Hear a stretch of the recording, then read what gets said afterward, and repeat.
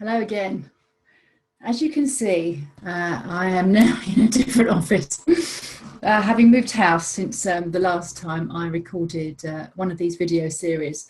Anyway, welcome to live training video number 4.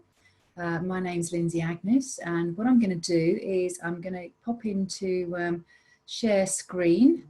You'll still see me in the corner, and then we'll get started. Okay, so slideshow from the beginning. Right.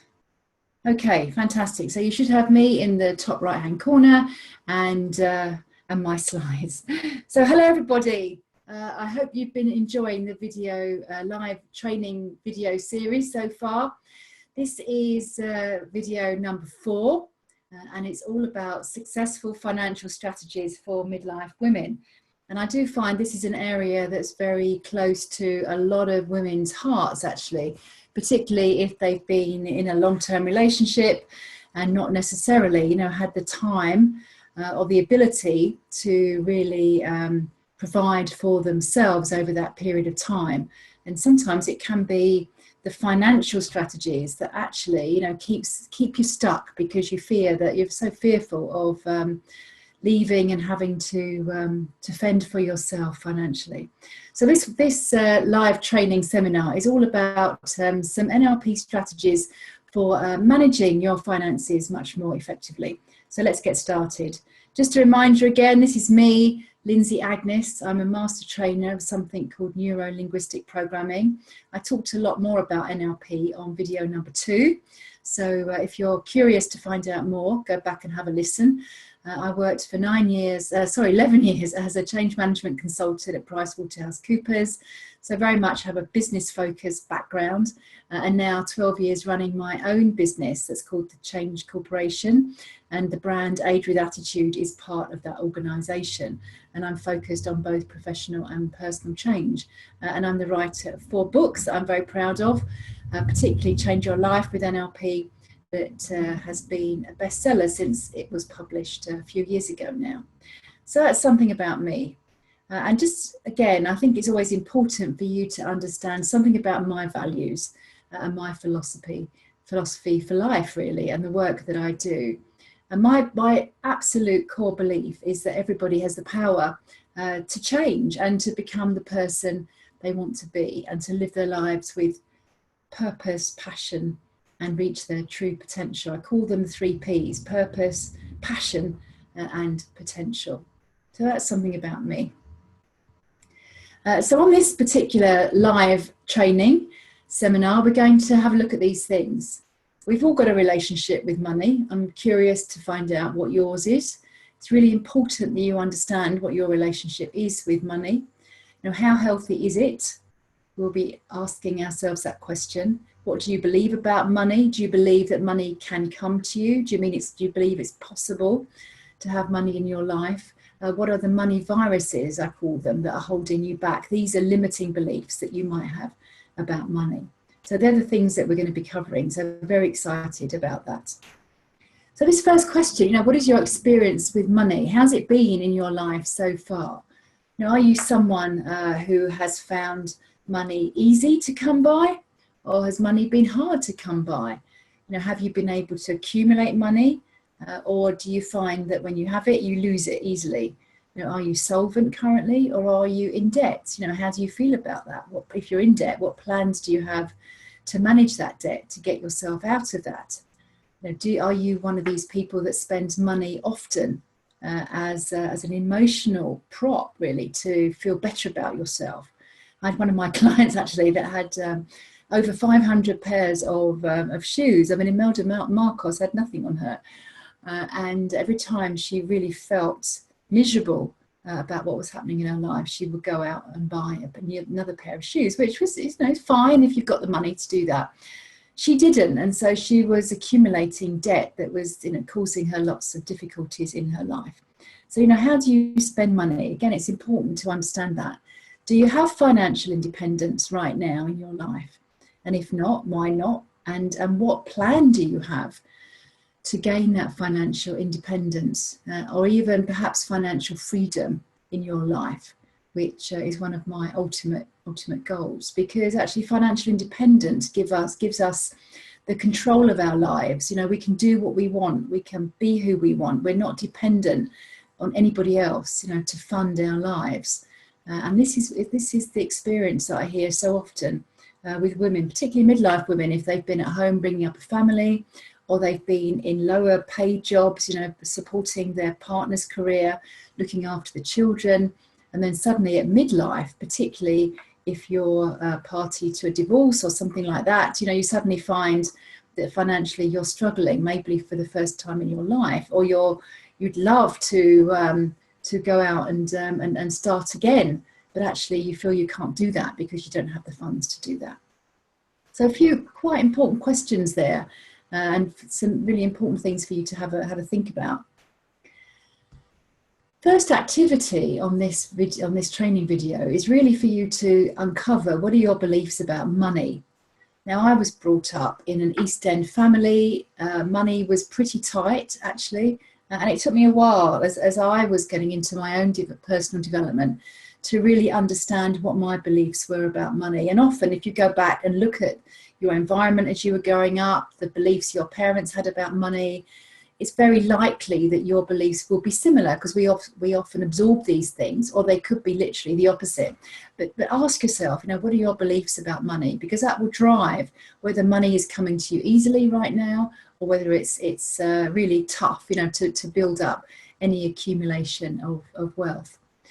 So first of all, you know, observe your beliefs about money. These are some of the things that I hear from my clients. You know, I have to work hard. I must work hard, you know, it's to make money. It's not true. You know, money is for other people, not for me. Money's hard to manage. It's difficult to make a lot of money. You need money to make money. Having money isn't spiritual. I'll never be rich. No matter what I do, I will never have enough money.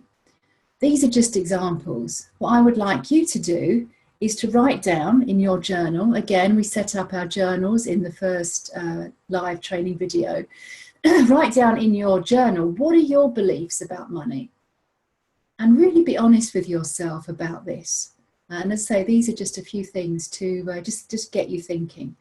Because I was one of these people that thought I had to work hard to make money, and that for people like us, you know, that lived in the East End of London, we weren't the kind of people that money would come to.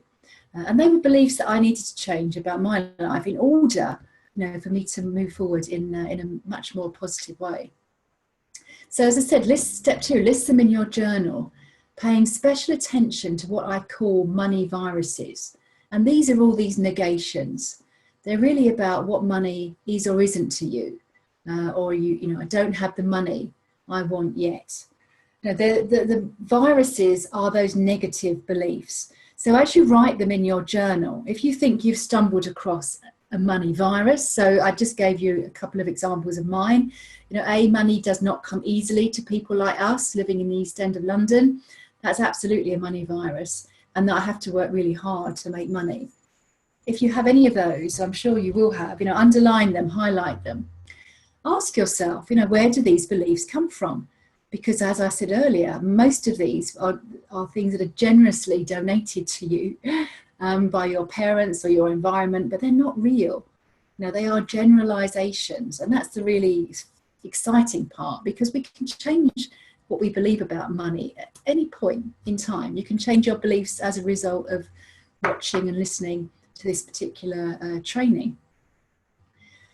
So step 5, you know, ask yourself, what would you like to believe instead? And write those beliefs down. So for example, you might like to believe that money will come to you easily, that money will come to you easily no matter what your background may have been. I mean, that was one of the new beliefs that I started to work on. And write some affirmations for yourself about money to reinforce these new beliefs. So for example, I just gave you one of my affirmations, which was, you know, no matter about my background and no matter where I have spent the early years of my life, money will come to me easily. Write them down, write those affirmations down, and really focus on them. And what I mean by that is spend some time, you know, every day really thinking about them and focusing on those positive affirmations rather than, you know, the money viruses that you may have. And the other thing to say is that, you know, money demands attention. And it's really important. You know, sometimes we're too fearful of the state our money's got in that we, you know, we don't want to open the box and have a look inside. It is really important to manage money. I had one of my clients once that said to me, actually, Lindsay, it doesn't really matter how much money I put on my credit card because I can't pay it back anyway. So what does it really matter? That's a really damaging belief about money, because all you're doing is storing up a major problem for yourself in your life. So, you know, money demands attention. I really manage my money very carefully these days. And I don't mean I'm tight with money. What I mean is that I know the money I have in my business account. I know what I've got in my personal account. And I watch, you know, I monitor what's going in, what's going out, to make sure that those payments are correct. Because the other thing in our society these days, with identity theft and many other different things, is that you need to be aware of what's happening with your accounts, what's going in, what's going out. So very important things. And here's some financial tips for you that I really want you. So, you know, work on your beliefs, set some affirmations, and then this is what I want you to do. Set yourself some financial goals. Again, write them in your journal. They could be small goals, they could be mega goals. I don't mind, but it's really important to have focus on money. So think to yourself, you know, how much money would you like to accumulate for the rest of this year? Just start, you know, start in a small way, even if it's a small amount of money.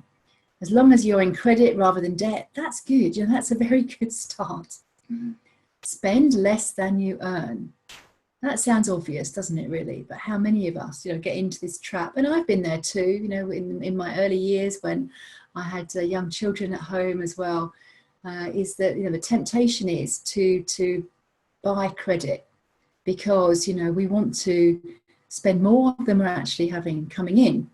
And yet that's a very dangerous game to be playing. So if you want something, save for it. You know, it's much more rewarding to save the money and go and buy something rather than just bung it on a credit card. As I said to you earlier, money demands attention. So please, you know, if you don't know what state your money's in, go and find out. I had a client of mine who had inherited a lot of money, £500,000 from her parents. And she should have been financially independent and financially free had she managed that money properly. However, she was married to a guy who had very little funds of his own. He was an entrepreneur with very many weird and wonderful schemes. And by the time she started to pay attention to her money, there was none left. Absolutely zilch. So in the end, she had to move out of her lovely house.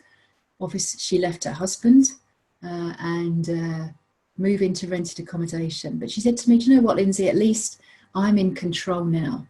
I've learned so much and that's never, ever going to happen to me again. That's a very, very difficult lesson to learn. Deal with the debt, you know, build a plan. If you do have debt, work out how you're going to pay it off. I had a client recently, and quite a big decision, but downsized in order to pay off her debt. You know, often we've got equity in property. That can be a way of dealing with debt. If you're not fortunate enough to have that, then just find a way of setting aside some money so that over a period of time you can deal with the debt. You know, do not use your credit to live on. Tidy lives equals tidy finances. Tidy mind equals tidy finances. So tidy your finances up.